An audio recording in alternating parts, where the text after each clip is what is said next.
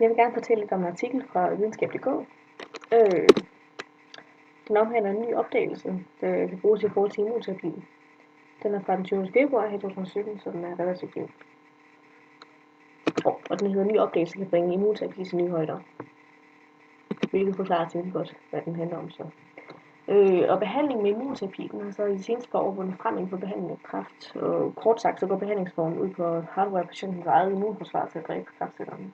Kan man sige det sådan meget uteknisk. En dansk forskergruppe fra Aarhus Universitet har så fundet ud af, at en lille del af molekylet EFI16 det bidrager til at regulere styrken på immunforsvaret. Og lidt nærmere forklaret, så kan EFI16 så stimulere funktion af proteinet navn STNG, så proteinet det laver stoffer, der styrker effektiviteten af kroppens immunforsvar. De her stoffer det kommer tilbage til senere. Forskningen har stået på et par år, og forskergruppen har undersøgt immunceller, som de har fjernet EFI16 fra. Og EFI16 er blevet fjernet ved hjælp af CRISPR-Cas9-teknologi, som er en ny genteknologi, der har gjort det billigere og lettere, det lige udgår mine noter her også, at klippe og fistre i gener, som der står. Ja. Det er så lang tid at forklare, og der er en separat artikel, som forklarer det. Så vil jeg komme op på 20 minutter, tror jeg. Det er vist ikke biologi på 5 minutter.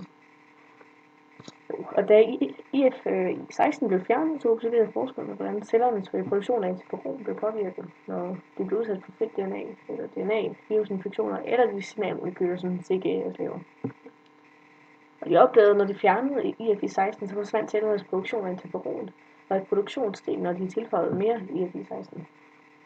Og på den her måde så sørger EF16 altså for, at samarbejdet mellem STNG og CGS virker, og så derfor også interferoner, de produceres af STNG.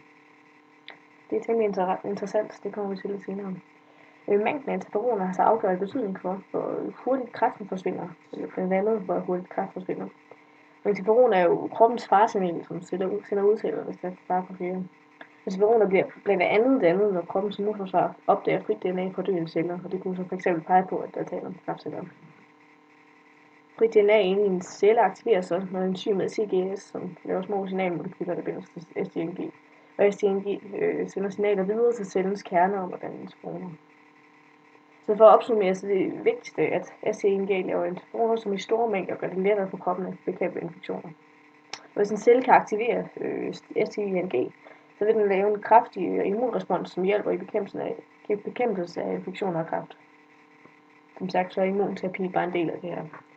Selvom titlen på artiklen siger noget andet.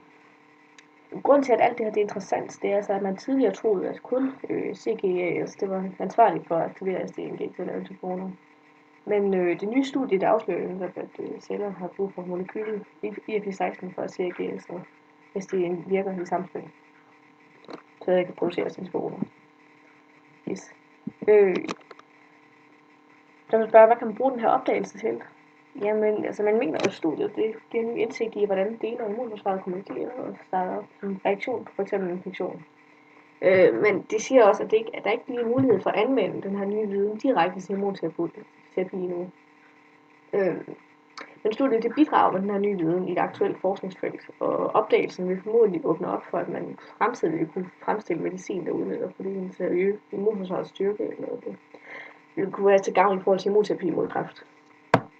Og opdagelsen er meget relevant i forhold til vacciner, hvor immunforsvaret jo skal reagere effektivt på det immuniseringsfremkald, eller en tilfælde vaccinen. Og opdagelsen ville kunne gøre, at man kunne vide mere om, hvad der skal putte i vaccinen for at få dem til at have den ønskede effekt. Der er også et helt andet perspektiv. Det kunne være, at i den nye forskning, at de nye sygdomme, som har direkte sammenhæng med niveauerne af interferon, de vil kunne behandles.